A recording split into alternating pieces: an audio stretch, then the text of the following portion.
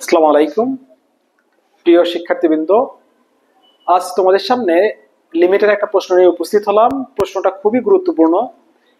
এই লিমিটের এই প্রশ্নটা সলিউশন করতে হলে আমাদের একটা সিরিজ বা ধারা সম্পর্কে ধারণা রাখতে হবে। যদিও ইতিপূর্বে তোমরা ওই ধারাটা জানো, তারপর আমি বোর্ডে উপস্থাপন করছি, তোমরা একটু মিলাই নিও, তোমাদের জানার মধ্যে কোনো ভুল আছে কিনা একটু চেক করে দেখো, তোমরা এটা মনে রাখতে পারছো কিনা। ধারাটা হলো 1 + x whole to the power n। সূত্রটা ছিল 1 + nx plus n into n minus 1 by factorial 2 x square n into n minus 1 into n minus 2 by factorial 2 3 x cube plus dot dot। এটা হলো আমাদের এই সিরিজ। এই সিরিজের উপরে base করে এই প্রশ্নটা আমরা সলিউশন করব আজকে। তাহলে আসো আমরা এই প্রশ্নটা সলিউশন করতে পারি কিনা একটু চেক করে দেখি। তো প্রথমে আমার কাজ হলো যেটা দেয়া আছে এই প্রশ্নটা সরাসরি তোলা। তো সমাধান দিয়ে লিখবো, যেটা দেয়া আছে আমি তুলবো। এটা সমাধান।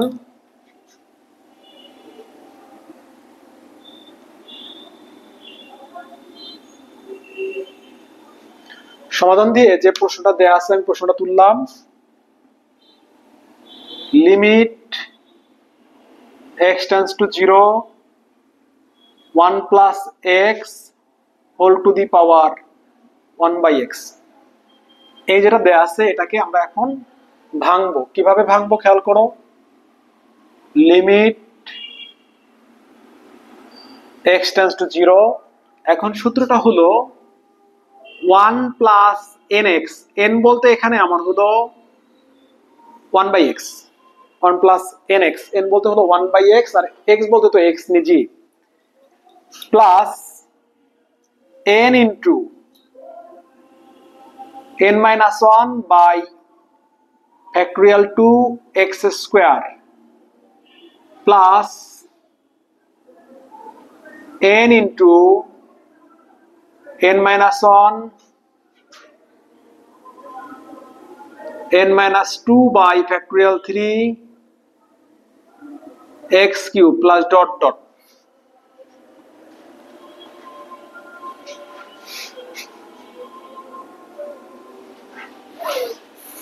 এখানে যে বিষয়টা হলো এরকম করে আমরা এর বিষয়টা চলমান থাকবো।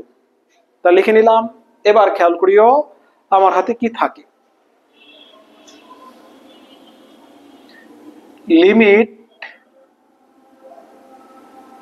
x tends to 0। তোমরা এখানে দেখো এটা ক্যান্সেল হয়ে যাবে। এই দুটো যখন ক্যান্সেল হবে এরপরে আমার হাতে কি থাকছে একটু খেয়াল করিও।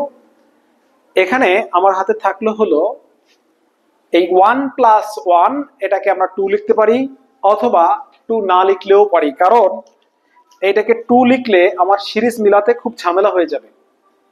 তাহলে ওইটাকে যদি 2 না লিখি তাহলে আমি কি করতে পারবো একটু খেয়াল করবে তোমরা। এই 1 এর জায়গায় 1 রাখলাম, এই 1 এর জায়গায় 1 রাখলাম। এখন আসো পরবর্তী ধাপে যাই। এর পরবর্তী ধাপ হলো এখানে যে ঘটনাটা ঘটবে তা হলো আমি এখানে তোমাদেরকে দেখাচ্ছি এই 2 এর ফ্যাক্টোরিয়াল ও ওর জায়গায় থাকুক। 2 এর ফ্যাক্টোরিয়াল ও যদি ওর জায়গায় থাকে, বাকি যেটা আছে এই 1 by x, এখানে যদি আমি লসাগু করি, লসাগু হলো x। x যদি লসাগু হয় এখানে আমার হাতে থাকবে 1 minus x।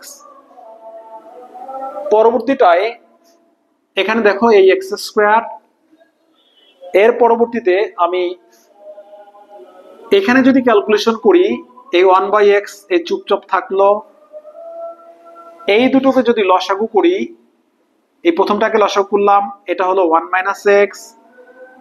দ্বিতীয়টাকে লসাগু করলাম, এটা হলো 1 minus 2x by x।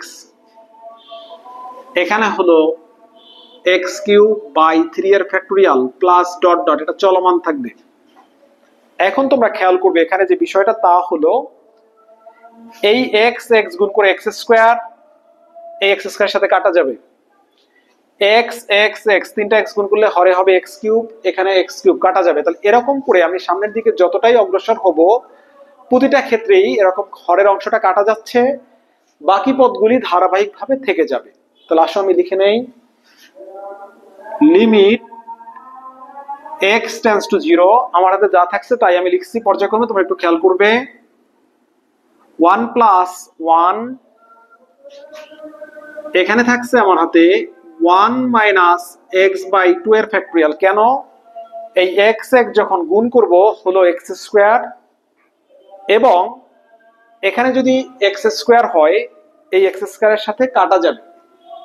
তাহলে এক্স স্কোয়ারের সাথে যদি কাটা যায় তাহলে আমার হাতে কি থাকলো লক্ষ্য করো, আমার হাতে এখানে থাকবে হলো 1 minus x 1 minus 2x by factorial 3। এরপরে এখানে যে ঘটনাটা ঘটবে তা হলো প্লাস ডট ডট ডট। আমার কাজ হলো এখন লিমিট বসানো। আমি যদি লিমিট বসাইতে কোনো ঝামেলা ফেস করি লিমিট বসাবো না, যদি কোনো ঝামেলা ফেস না করি তাহলে আমি লিমিট বসাবো। আসো আমি যেহেতু এখানে কোনো ঝামেলা ফেস করি নাই লিমিট বসাচ্ছি। লিমিট বসালে এখানে থাকছে 1 প্লাস 1 প্লাস 1 বাই 2 এর ফ্যাক্টরিয়াল প্লাস 1 বাই 3 এর ফ্যাক্টরিয়াল প্লাস ডট ডট। কেন? এইখানে x এর মান 0 বসাও থাকবে 1, এখানে x এর মান 0 বসাও থাকবে 1, 1 ইনটু 1 মানে 1। তাহলে এটাকে যদি আমি সাজিয়ে লিখি তাহলে কি লিখতে পারি দেখো, 1 প্লাস 1 বাই 1 ফ্যাক্টরিয়াল 1 বাই 2 এর ফ্যাক্টরিয়াল 1 বাই 3 এর ফ্যাক্টরিয়াল প্লাস ডট ডট।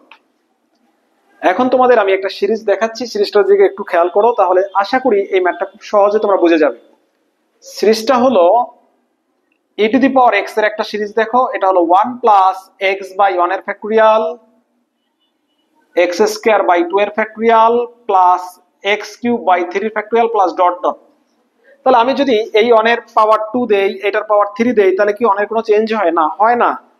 তাহলে এখানে যেটা আছে এটাকে আমি বলতে পারি e টু দি পাওয়ার 1, আর e টু দি পাওয়ার 1 মানে হলো e। তাহলে এখানে আমি যে সিরিজ নিয়ে কাজ করলাম এই সিরিজের রেজাল্ট হলো e।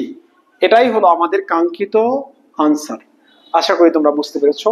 আজকের এই ক্লাস এ পর্যন্তই। সকলে ভালো থাকো, সুস্থ থাকো, আল্লাহ হাফেজ।